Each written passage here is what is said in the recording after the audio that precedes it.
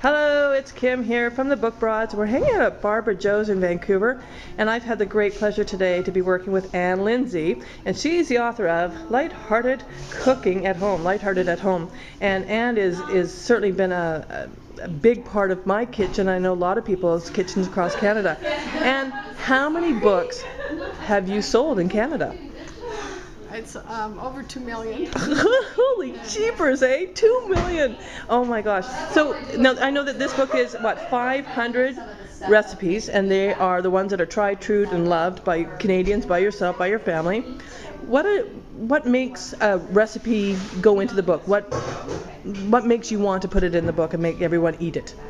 I guess first of all the taste. So it has to be one that I think tastes fabulous, and my recipes are fast and easy to prepare, and they use ingredients you can buy at your local supermarket. So, but the ones that made it in this book, I think, were just the ones that I had made over and over again, or some of my friends had made over again.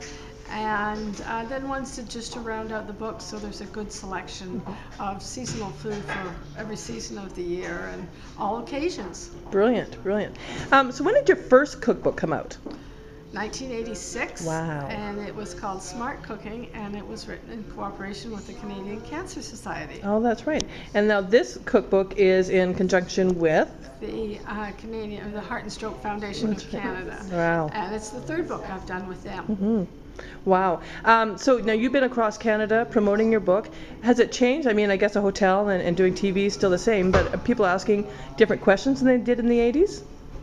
They're asking me how things have changed from the 80s, but in the 80s they were saying there's a link between diet and cancer, and they wanted to know what you were supposed to eat for a healthy diet to reduce your risk of cancer or heart disease, because that was relatively new in those days. And then in the 80s also there was great disbelief that healthy cooking could really taste good. And so that was my mission, was really to try and show people that hey, that healthy cooking is just good cooking, that maybe it's a little bit lower in fat, but it's got lots of spices and flavorings and interesting ingredients. And it's real food, and that's what you're a proponent of, is real food. Yeah, now I'm not trying to convince people that healthy eating can taste good. I'm just trying to convince people to get into the kitchen and start cooking. So we've been talking a lot today about how do we get our families, our children in the kitchen. Do you have some tips? Cook with them. Don't worry about the mess. Don't underestimate what they can do. At a very young age, they can help you in the kitchen, and they really want to help, and they feel good about helping. And then don't criticize anything that they do, but praise them, and they'll be back. Oh, it sounds like it's something I could do with my husband. Wow, that would be good. Yes. Cool. Well, I thank you so much for your time and your generosity today, and I love the cookbook. So, Lighthearted at Home, everybody, and yeah, thank you, Anne, and have a fantastic evening and the rest of your trip in Whistler. Bye. Bye.